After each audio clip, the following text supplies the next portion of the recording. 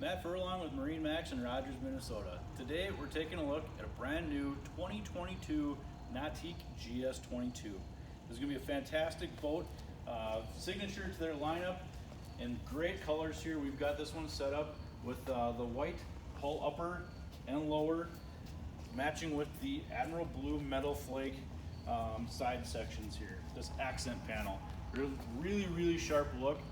We've got a new tower set up on the 2022 models with a definitely new look to them. We're still going to have our same standard board racks on the sides, always optional to go to the strapless board rack as well.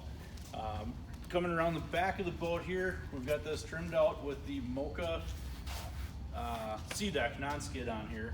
And as always, this one's going to be equipped with our surf pipe, Nautique surf system, and our configurable running surface. We're going to have on the back here, this one's going to have the stereo mounted remote on the back. Let's take a look at the inside of this one. We'll go over some of the features interior.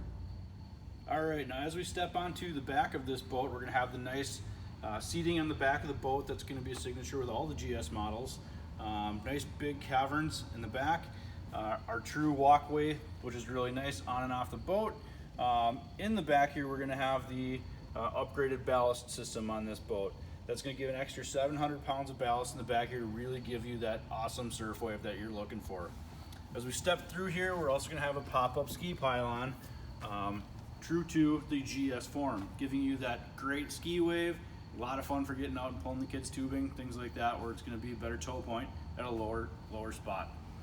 This is also going to be equipped with the bimini on here as well. So it's going to have the multi-surf pocket bimini on here. So it's super easy.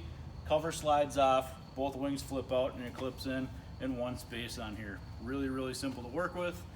This boat's going to be set up with mostly the Mystic White interior. You can see the haze gray true weave accenting through it, as well as the seat boxing in the Admiral Blue and accenting in Admiral Blue.